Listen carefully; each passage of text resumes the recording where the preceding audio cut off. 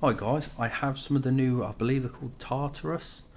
Well, we'll just say the new Forgeworld Terminators, shall we?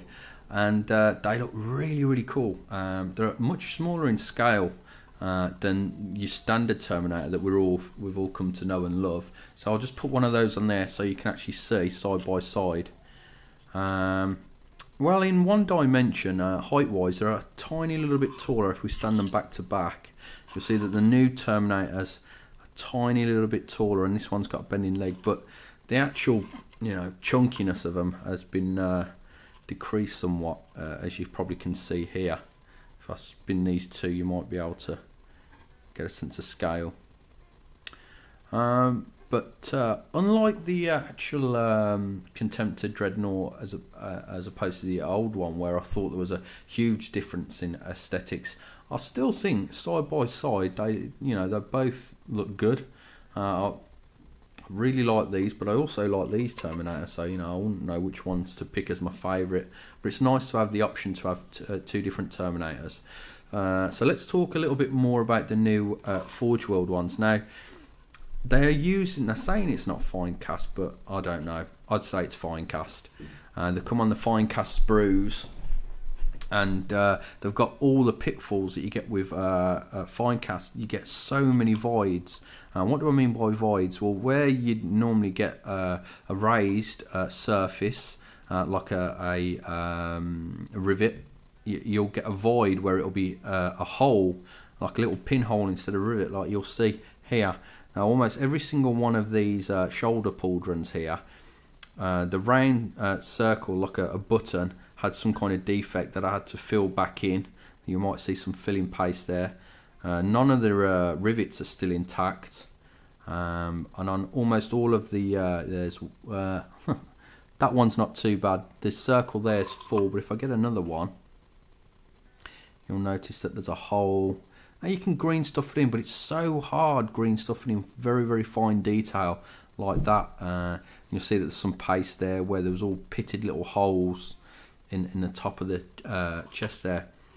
I don't know, my view is on it. I mean, we all know these things are not cheap, and you expect the finest quality. Another thing that really annoys me is if I actually go to the Forgeworld website and actually have a look at photographs of these Terminators, I can tell that the Terminators are the standard resin that they've been cast in. They haven't been cast in this. You can just tell by the crispness of all the details on the shoulder pauldrons that are there that I've not got in this set of Terminators. Also, I found that every single one of the heads, I don't know whether my camera's going to pick it up, but where all the vents are, there was pretty much all messed up as well, which I had to try and literally scrape the vents back in that was not in place.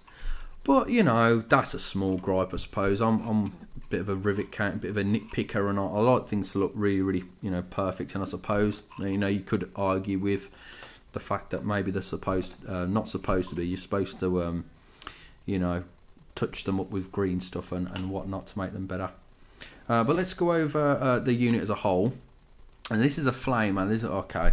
I'm going to give another gripe. People are going to think I'm a right whinging old man, but another gripe I've got with this squad is you have to take the flamer. And why do you have to take the flamer? Because they only give you 4 storm bolters, so you've got no leeway to say, oh, I'm going to take a 4-man bolt, a 5-man bolter squad on the side with a power sword, or even possibly they could have even put an assault cannon in there as well.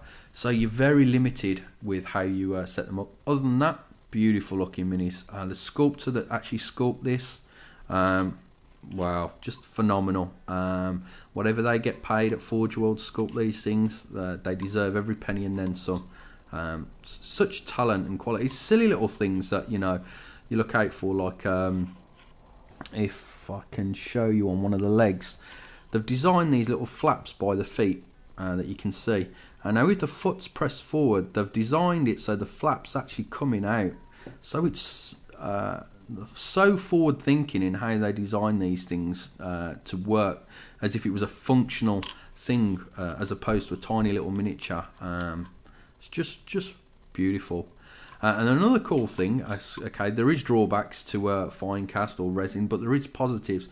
And the positive is you can repose the hell out of these guys. As I start putting them on here, you'll see that the feet fit very organically around the bases, and they fit absolutely perfect. And the reason that is because you can literally heat them up, and you can bend the legs into the exact perfect position that you want them in.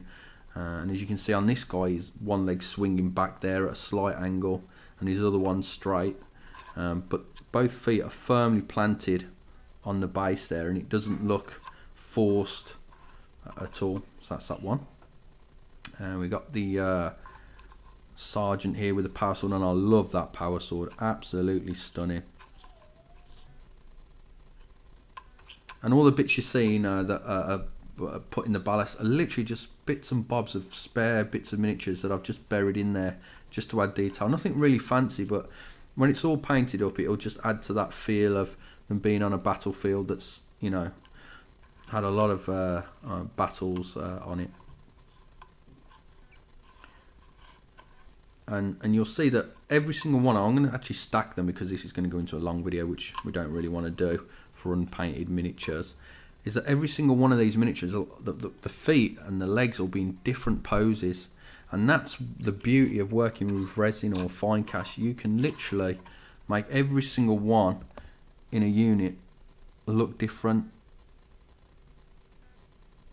So yeah, let me know what you think of the new Terminators. We'll give you one last look of the traditional Terminator with the new Terminators. What do you prefer? Please put a comment below and let me know.